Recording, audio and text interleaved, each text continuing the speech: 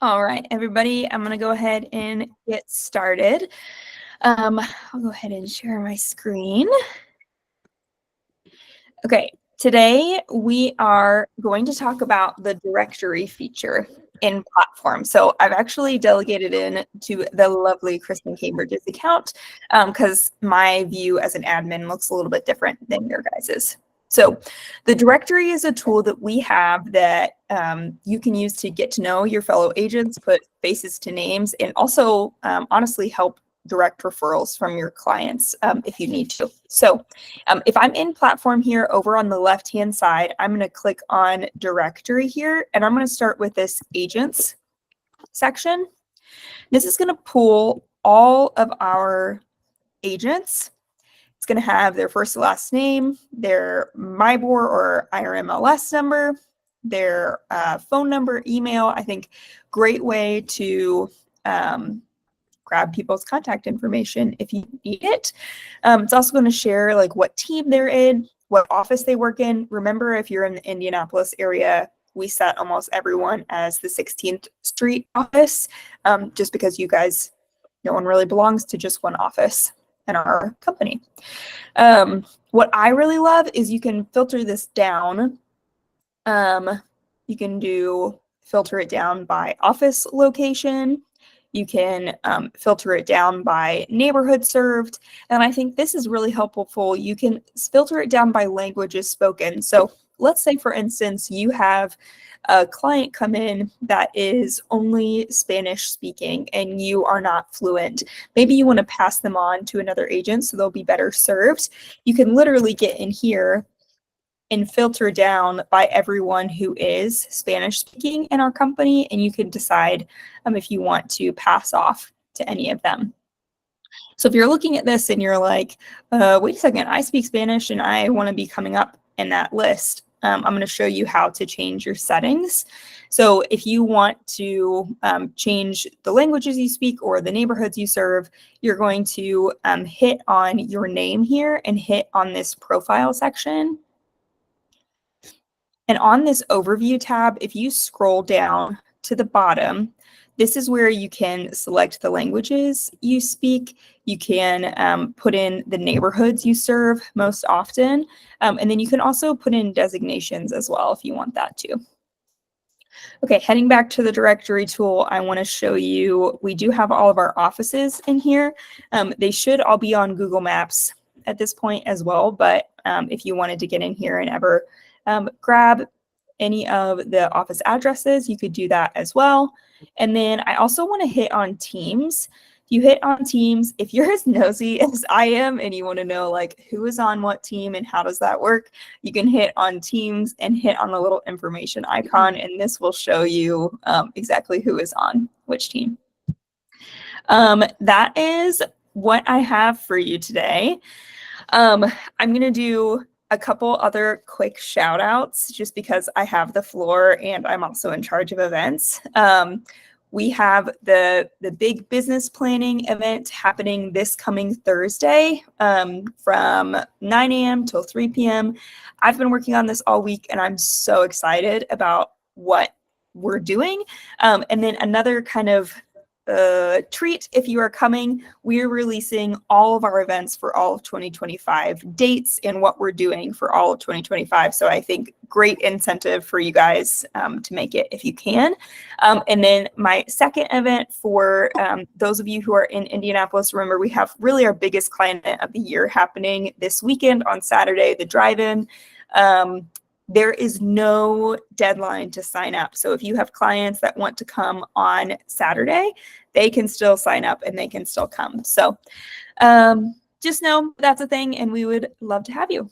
Okay, I am now gonna pass the microphone over to Mark Nottingham. Take it away. Thanks, Rosie. Morning, everybody. Megan's going to be joining us here in a little bit. This is her week to lead her grievance committee. So she's out there working on deals that none of you would be a part of, I'm sure. I had an interesting couple days after last Wednesday's call. So Megan was out Wednesday to Sunday, which is always a great exercise for me because I get more into the details of transactions, and the 5 days of doing that before Megan came back was highlighted by something that I brought up last Wednesday, which I realized a lot of you really haven't heard much conversation about the NAR's clear cooperation policy. So I'm glad I brought it up. So just a little quick refresher, what we're going to chat about today. I got some really good feedback on this. I got a number of questions from you in the days following last Wednesday's call. And I got enough of them that I think, oh yeah, I think there's this consistent lack of clarity on this issue, which is ironic given the name of the policy. So quick refresher. This policy dates back to almost 5 years ago. It was launched in April of 2020 as a response to increasing number of pocket listings around the United States. So this was not MIBOR, this was not IIR, this was not the state of Indiana.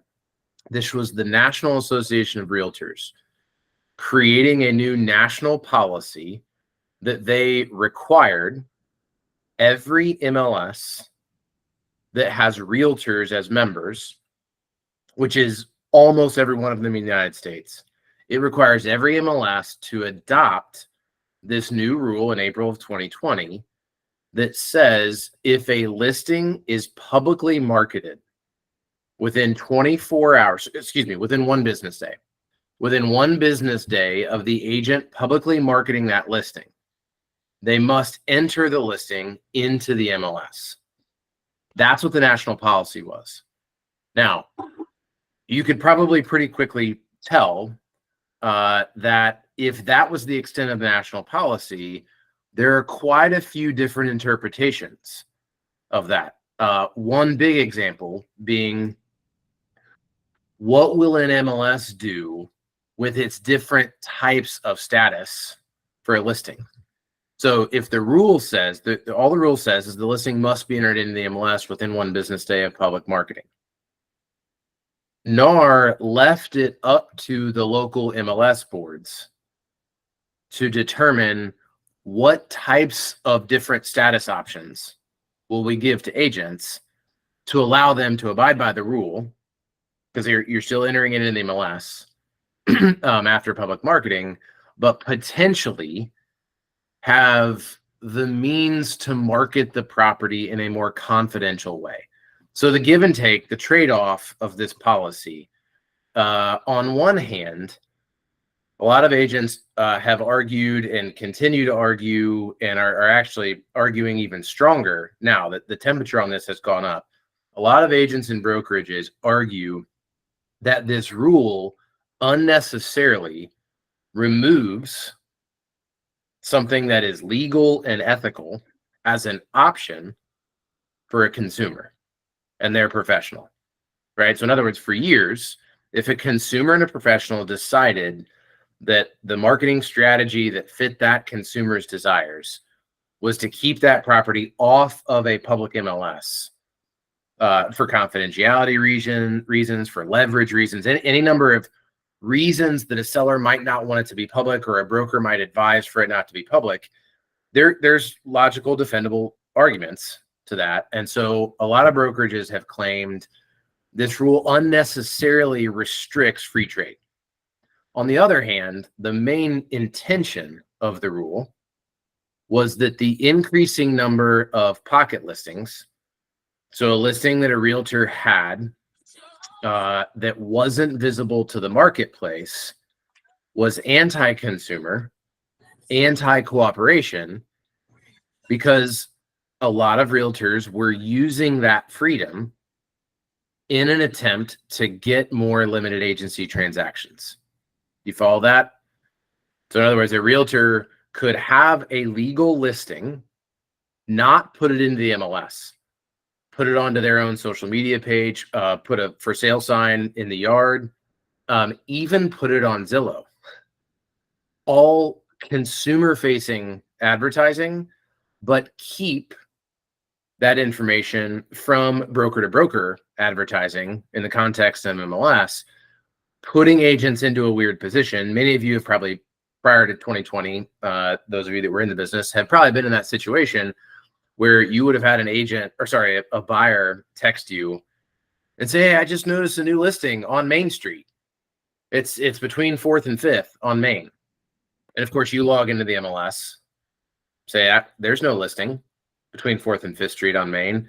And now all of a sudden, your consumer has more information about the listing than you do because they saw it on social media, they saw a for sale sign, they went to an open house, etc.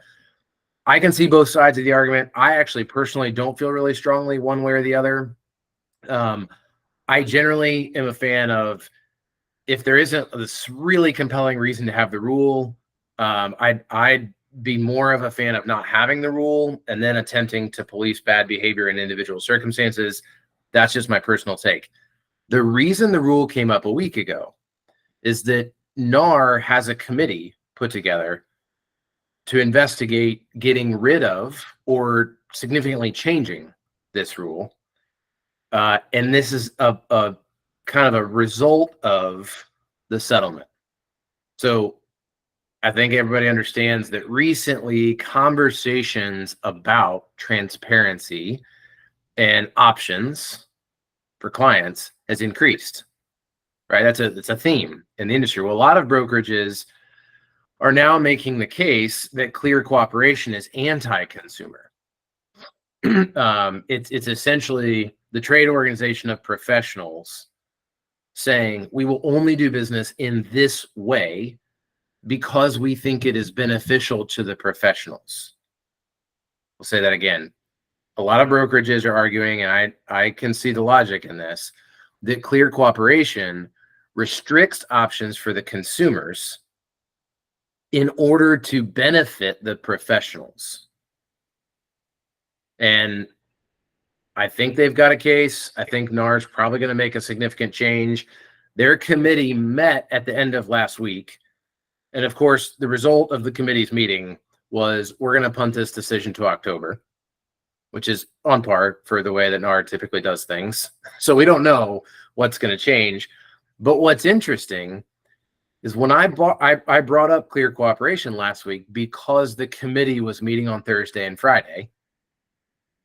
And over the next 48 hours, I had at least 4 of you reach out to me and say something along the lines of, I don't think I've been doing this correctly. Let me walk you through what I've been doing.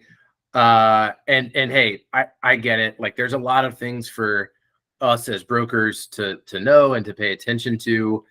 And I think for those that were in the industry in 2020, when we went through this change, which, by the way, in hindsight, nobody knew this, but attempting to launch a significant rule change to the MLS in April of 2020, it proved to be a really difficult time to launch it, and to get everybody to adjust to a new way of doing business. I think it took a long time for the marketplace to get used to it.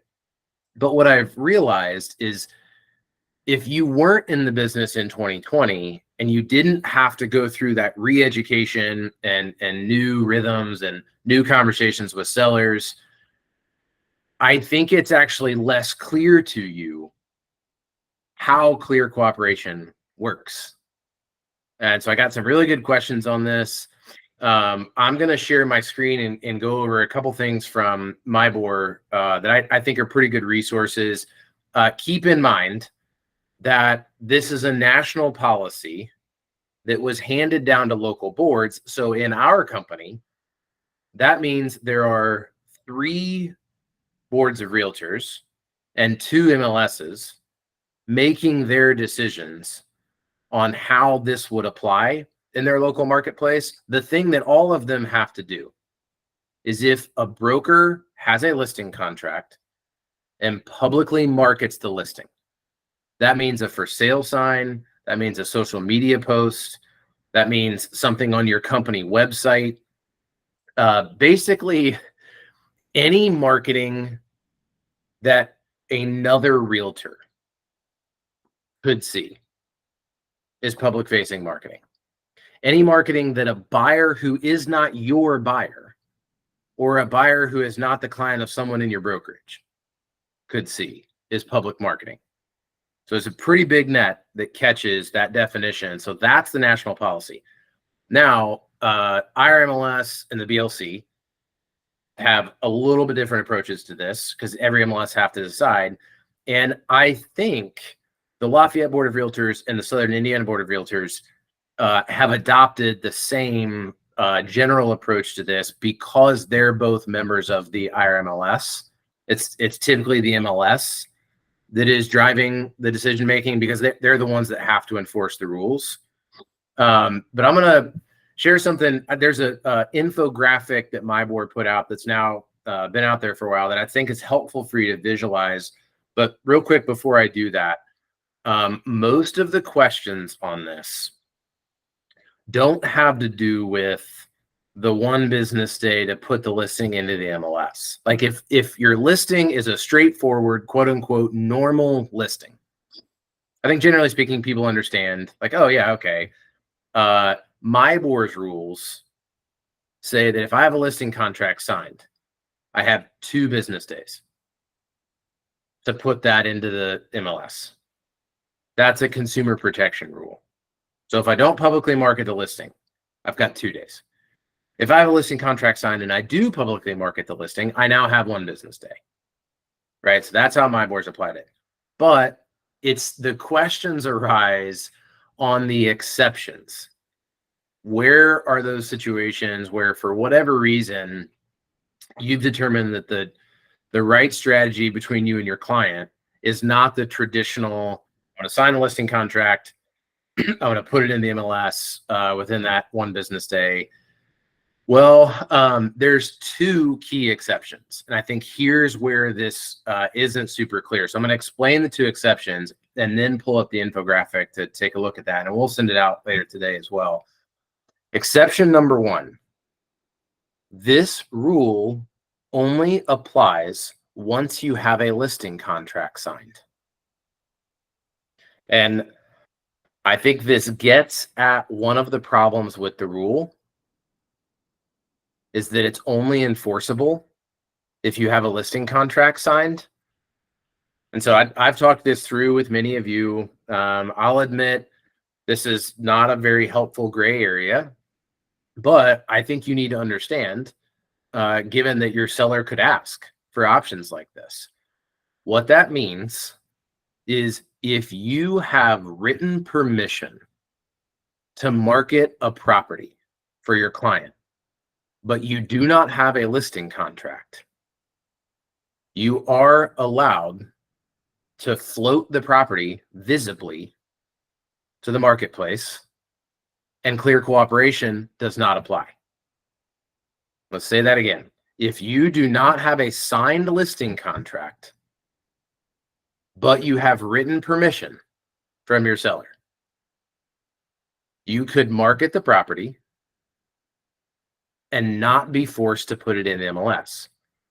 Okay, now I'll explain like, well, why would people not do that? Why would they do that? The main reason a broker would not do that, well, if you don't have a signed listing contract, in other words, if you have an email or a text message from your seller that says, yeah, go ahead, figure out the 5 realtors in your marketplace that sell the most houses in this neighborhood, and let's see if we can put together an off-market deal, right? You can do that, but you don't have any form of guaranteed compensation. Your compensation is at risk in that scenario.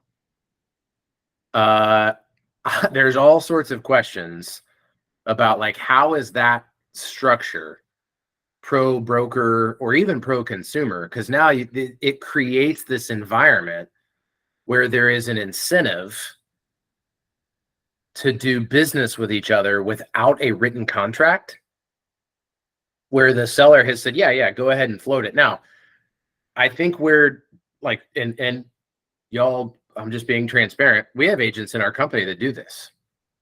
Longtime trusted client is the seller of the property.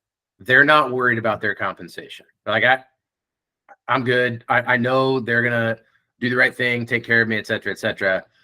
Well, I would just say there's risk there. right? There's risk to be considered by floating the property to, and it generally is probably not super public facing, but again, many of you do business in kind of hyper local small pockets, right? Where the odds are pretty good that my buyer is working with one of these like 5 or 6 realtors. Fair? A lot of you do business in those situations. And you might say, I'd really like to, like 30 days in advance, float this to those 6 people. Well, as long as you don't have a signed listing contract, you can. It gets really tricky if one of them wants to see the house. Right? So I think we could go really far down that road. I'm going to say this a couple times. Megan and I's request and advice is, if you're considering going down one of these 2 exceptions, and I apologize, there's actually 3 exceptions. If you're considering going down one of these 3 exceptions, loop us in. Just run it by us, shoot us a text, say, hey, here's the circumstance. Jump on a 5-minute call. We can kind of talk through, what are you trying to accomplish? Like what's the upside? What's the trade-off you're looking for? How does this benefit you and your seller? We're not the police here. Like, that's not our motivation. We want to make sure you're compliant so that you're not exposing yourself or your client to liability or cost, and help you figure out what's the route where you can accomplish what you're trying to accomplish, because almost every single time there is. So talk it through with us. But number one is, if you don't have a signed listing contract, but you have written permission from the seller to market the property, you can do that public facing. Exception number 2, office exclusive. When this rule rolled out in 2020, a lot of smaller brokerages, I think correctly, took issue with the application of the rule, because you can create what's called an office exclusive listing. Many of you make a regular habit of this. I like this tool. I think it's a really good tool. If you know you're not going to go live for 30, 60, 90 days, but you and your seller agree it might be beneficial to have a period of time where you could do some marketing and networking on the property. Well, one tool that you are allowed to use is to sign an office exclusive listing contract that would later be amended to a normal exclusive right to sell contract. But then during that 30, 60, 90, whatever the amount of time that you set on the office exclusive, you're allowed to market that property within your own brokerage. Right? So any of the people on this call, if they have an office exclusive contract with their seller, the property is entered into the MLS. It's only visible to your own company. It's only allowed to be marketed to your own company. But now there's a record of it, and the seller has signed a disclosure that says, I understand the risk and the downside of an office exclusive. I have given my broker permission to only market this property to a small segment of the marketplace that is within their own company. You can imagine why smaller brokerages might take issue with that, because it does create this interesting dynamic where a larger brokerage, if these sorts of listings caught a lot of traction, a larger brokerage, then their agents have the ability to market that property to more people through an office exclusive. But yeah, Stacy made the comment there. Different MLSs are treating the days on market for that listing differently. So it's in the MIBOR infographic as well, how MIBOR and the VLC handle it. But that means in a lot of marketplaces, if you choose the office exclusive, the day that you go live, let's say you don't sell it to a buyer represented within your own company, the day that you go live, all those days of office exclusive might count on your cumulative days on market field. So there's a bit of a difference there between our MLSs. But that's exception number 2. a lot of you are using this in those scenarios where you want to go ahead and get the listing contract signed to secure your compensation, to get that out of the way. But you know, for whatever reason, it's January and everybody doesn't want to list the property until March. Pretty normal, right? We sign a lot of listing contracts in January that aren't going to go live until March. Well, if you'd like to be able to do something to potentially put a deal together over that 60 days, an office exclusive is a good tool, because you're allowed to market it within the entire Properties of Central Indiana network. Okay. The third exception to this, which I think you would say this is an exception, is there is still now this vehicle for a coming soon listing. I think this caused a lot of confusion not that long ago. My board changed its rule in the BLC on this. And so we'd see a lot of coming soon actual signs in the yard. And I was like, wait a minute, I thought that was the whole point of this. The difference now, so previously, if you had a listing contract signed, it could be 120 days out. And you could throw a for sale sign in the yard that said coming soon and put no record of that listing in the MLS, which would be a good way to get a me and me deal on the house, right? If there's a buyer living nearby that knows they want to live in that neighborhood, they might call you. So that was happening. Now, if you have I think the technical term that MIBOR uses is not available for showings. You have to enter it in the MLS so that if there's a for sale sign that says coming soon, a broker could log in, look at the MLS and say, oh, yeah, I see it. Stacy's got a coming soon sign in the yard. She entered it in the MLS and it says it's going to be available for showings on this date. You now can communicate with your buyer. Everybody's got the same amount of information. It's the intention there is not for Stacy to get a me and me. Sorry to pick on you, Stacy. You would never do that. But the intention is to give a little bit of momentum, to drum up some interest and awareness on the listing before it goes live. Stacy can field phone calls. She can answer questions. The thing she can't do is allow an agent to show it. Because if she does that, now she's obligated to treat the entire marketplace of brokers and buyers equally, which is to change the available for showing date so that the listing goes live. So if I call Stacy and say, hey, that coming soon, I've got your buyer. Please, can we get in there and show it? She's allowed to say yes, but she has to amend her listing contract, amend the status in the MLS so that now every other agent in the marketplace knows the house is available for showing. Okay, so there's those three routes. Mark, I have a question. Let's take some questions.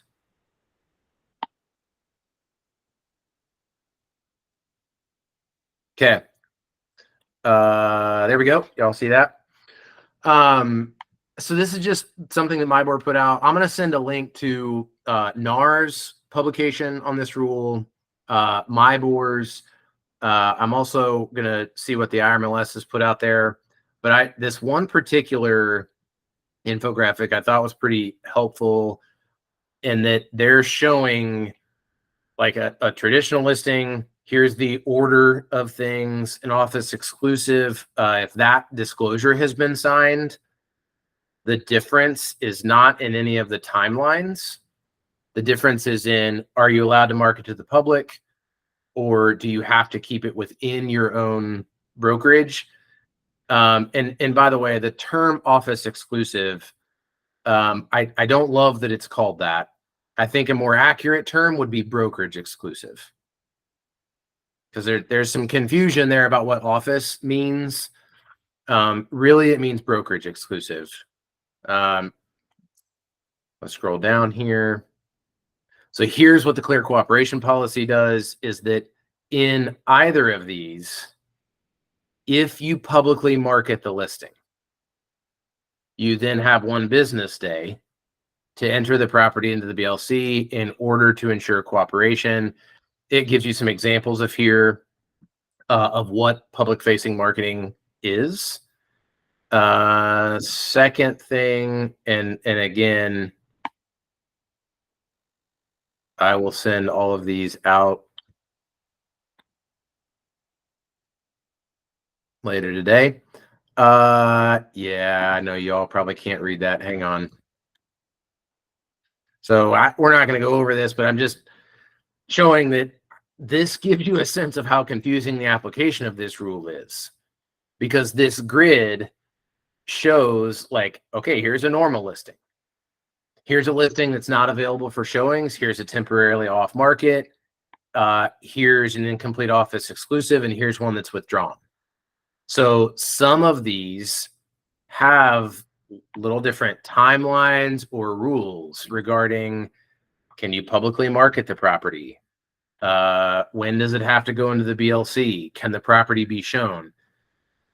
I, again, would just come back to it. There's great resources out there, but I think every situation is a little bit different. One of the phone calls I got last week, for example, is an agent here that works with a lot of investors. And they said, hey, here's why I've been doing this thing a certain way. But after the call last week, I realized I think I'm not in compliance, and I didn't realize that. And so we just chatted through, like, what are you trying to accomplish? Oh, okay. Yeah, you can accomplish that.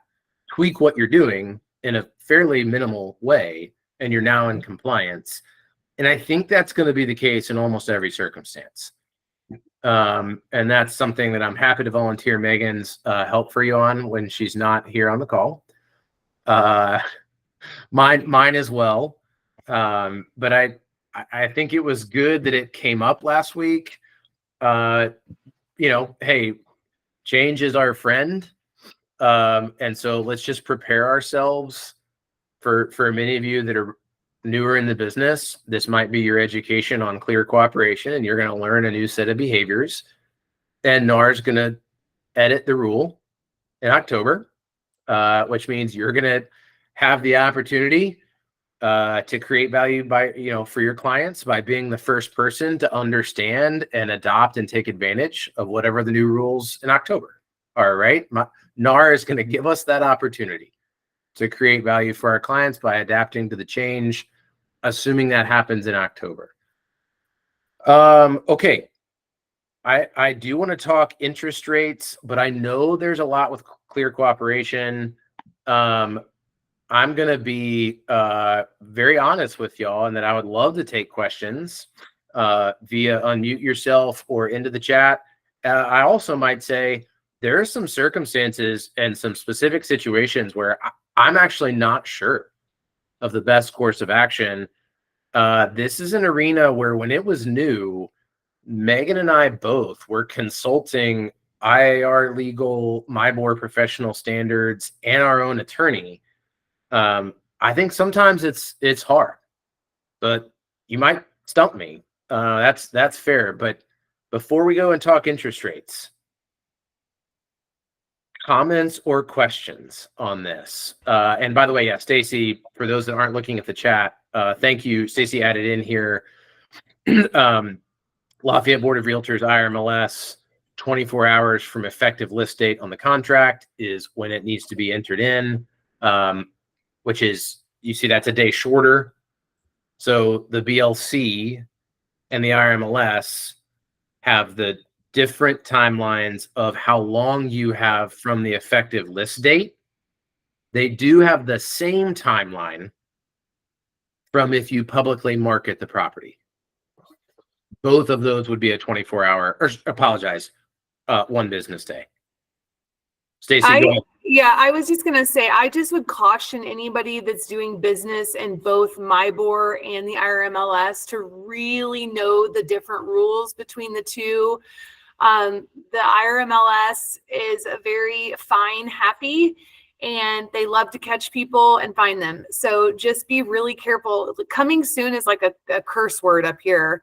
I don't know what it's like in Evansville, but we're just like not allowed to use that language at all. And so, even just little things, I know we've talked about this before, but like, we are not allowed to use other people's listing photos for anything, not for social media or anything. And I know that that happens all the time in MIBOR, and that's an okay thing. So I just think we have to be very careful if we're like working in both marketplaces to know the local like customs and rules.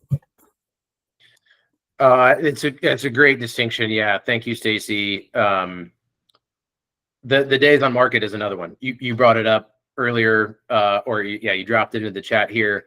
There's a difference in terms of having this conversation with your seller about potentially doing an office exclusive.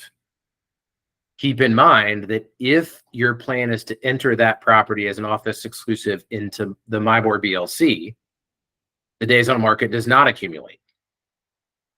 So a little bit more incentive, perhaps, to use the office exclusive as a standard part of your process leading up to when you're going live. Whereas in the Lafayette Board of Realtors, Evansville Board of Realtors, because of IRMLS's policy, there's less of an upside for that to the seller. I think another thing, just while we're on it, if anybody, sometimes we sell houses off market, right? Like I've been pursuing a listing. I have a buyer that comes to the table. I know they're a good match. We put a deal together. I can't go back and put that into the IRMLS once the deal has closed. So it's just little things like that. Yeah, what you can do in the BLC. Yep. It's crazy that we can't, because that's a good comp. Mark, I actually have a question. I remember talking about this when Clear Cooperation first rolled out, but let's say your clients are really excited that they're about to list their house and they post on their personal Instagram saying like, hey, like sneak peek, this is coming in a couple weeks.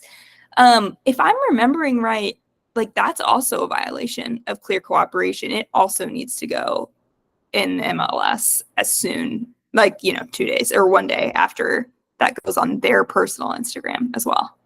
Yeah, you are correct, Rosie. And this is one of the issues that we ran into a lot. I think this has died down a little bit as the market has gotten used to it, but that's a good illustration of, I think, the strongest argument against the policy is that you have a consumer doing something that is legal, that is to their benefit, by posting their house on generally a social media platform or a neighborhood listserv, right?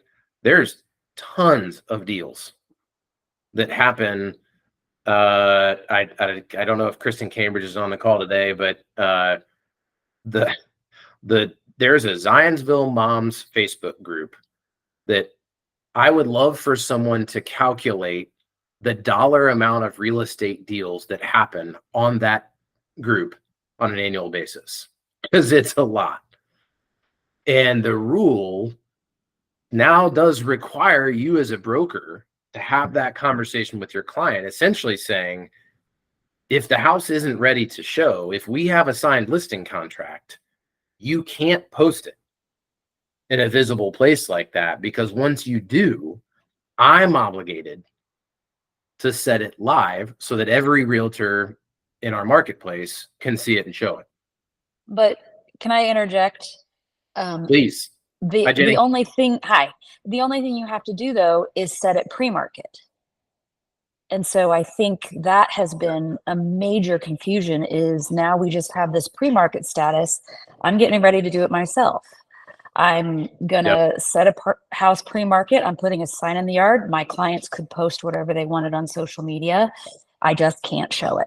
And so there is now a very different opportunity that we had when we were getting beat up about, like, Stacey, what you mentioned about coming soon, like that's what I remember. Like it was a dirty word. And now there is, all of a sudden in the BLC, there's a vehicle for it. Yeah, and I think interestingly enough, the BLC has pretty intentionally not used the words coming soon. They've said not available for showing yet. Kind of because that word became a bad word in the industry. You're still allowed to put a rider on the sign. I'm redeeming the word personally, because they have created this pre-market vehicle. So I can say coming soon now if I want. As can your sign. Yes. Right. I think that's just the reason they didn't use that as the official status in the BLC. Hey. So to clarify something real quick here, if you're using that status the two things that are different now about doing that, as opposed to say trying to do that 5 years ago. Really, actually, there's three things. Number one, it is in the MLS, right? Do you follow that? If your seller is posting it on social media, hey, our house is going to list sometime soon, you have to have it in the MLS as a not available for showing yet, i.e. coming soon. That's number one. Number two, that listing then specifies it has to have a date on a particular timeline that's not very long for when it is available for showing. Mark, what is Third- the, oh, sorry to interrupt. What's the No, you're- timeline for that? Yeah, 30 days. yeah, 30 it's on days? this. It's on this grid. Hang on, I'll cycle back to the It's- grid It's here in a 30 second. days. It's 30 days. Well, Jenny, kind of. You The third thing that's different here is, just to be clear, because you're saying it's not available for showing, in that status, like, let's say your seller posted on social media, Jenny's seller does this, and somebody reaches out like, oh my gosh, I want to see that house. Can I see that house? What's the answer? I have to set it live before I can show it to you. Yes. Not yet, unless I'm willing to change the status. Right. And I think And- another thing that is important for people to distinguish with pre-market is, yes, it's in the BLC, but it's not forward, it's not public facing. You have to change your status when you're searching. You have to change it to pre-market, and only agents can see it. So I think it's an important distinction. It does not go in Zenlist. It does not go into Zillow or your client's searches, even though you probably could add it to Zillow, I guess, but it's not forward facing for clients. Yeah.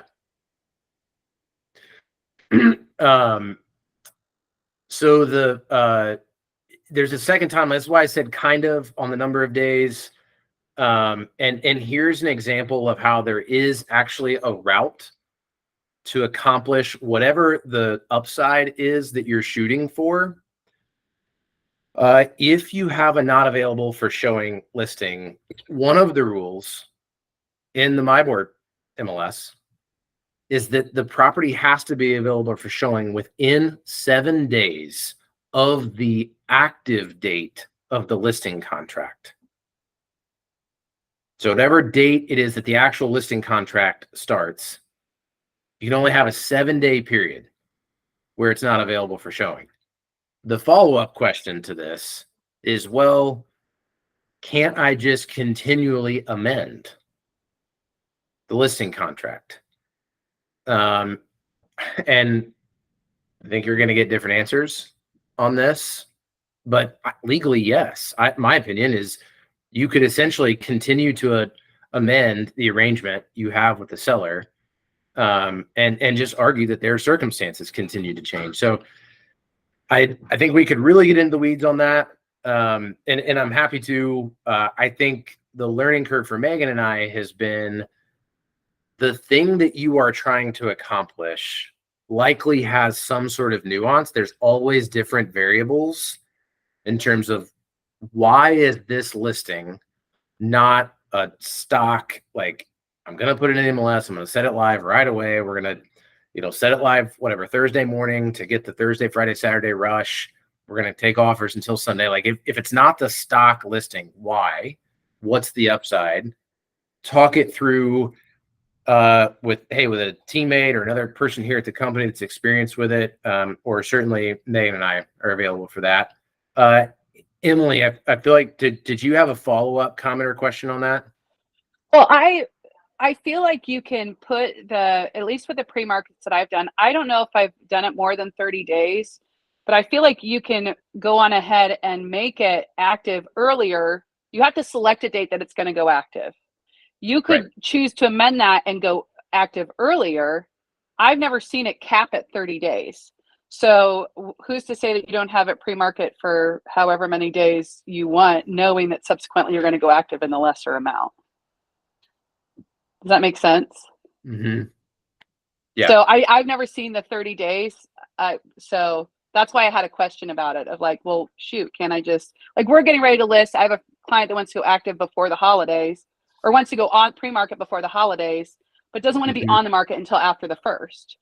So, you know, that's all nuance that we can work out on the side. So. Yeah.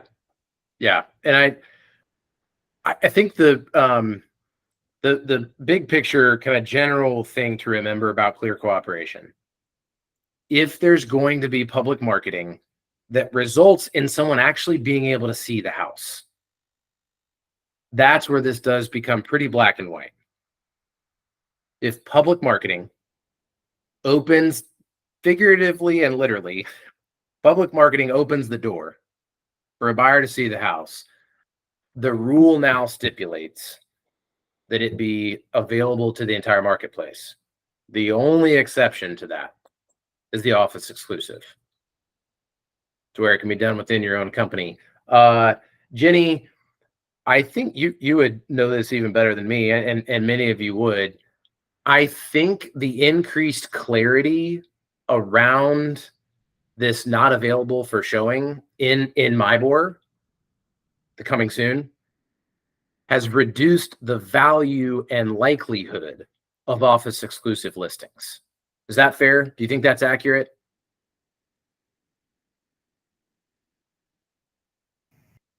Sorry, Mark. I think one of the challenges. Hey, Megan. Hi, good morning.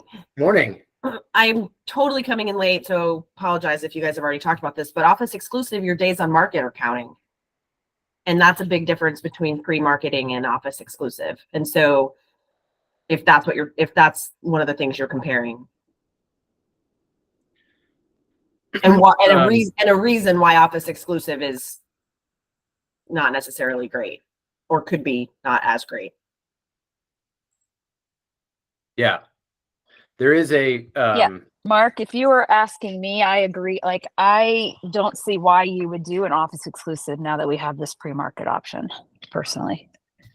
Yeah, I think the pre-market, the office exclusive is likely the best tool if the plan is to never set the listing live. Yes. Do you follow that? If you want the ability to market to a small group of people and to kind of like, hey, if you can put a deal together, go for it. But I don't want my house on the internet. I don't want a public record of the fact that it was listed at whatever amount we throw out there. The office exclusive is a tool that lets you do that, that guarantees you compensation if it's never intended to go public. I think that's pretty much what that status would be beneficial for now. Except Stacey for those of commented in the us. chat, by the way, we need to be one MLS. Here. And I think it's going to happen. It may Ask not be in Megan. my Ask career, Megan about that. but there is momentum in the right direction. So Mark Fisher wanted to say 16th Street nothing conference room had a about it. question. Jenny answered it. Sorry, Megan, go ahead. What were you saying? Nothing. I'm good. Oh, Stacy's just talking about Mark Fisher's response to one MLS last week at the IR meeting. oh yeah. Stacy, I heard about this. Mark.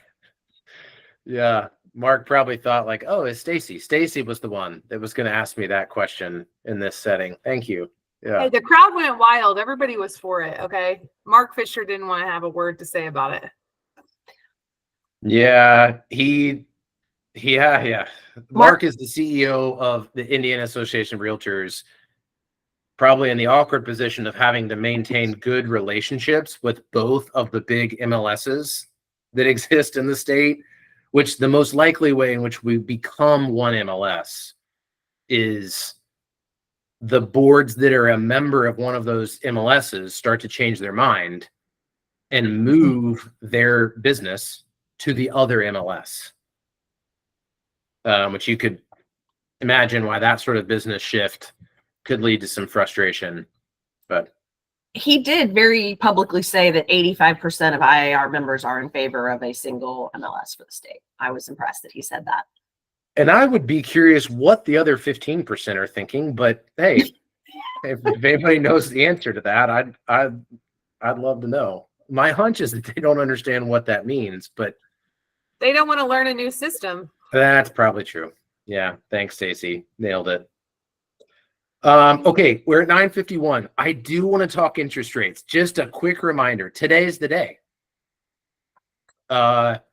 Chairman Powell today will announce, I think the general, the bet that investors are making in the marketplace is that he will either announce a 0.25% cut or a 0.5% cut, which is like, it's been a long time since the Fed cut rates. We've been at a relatively high amount for 4 years. Now it was, 2 years. August of 22 was when rates started going up pretty significantly. It's been nearly 4 years since the last rate drop.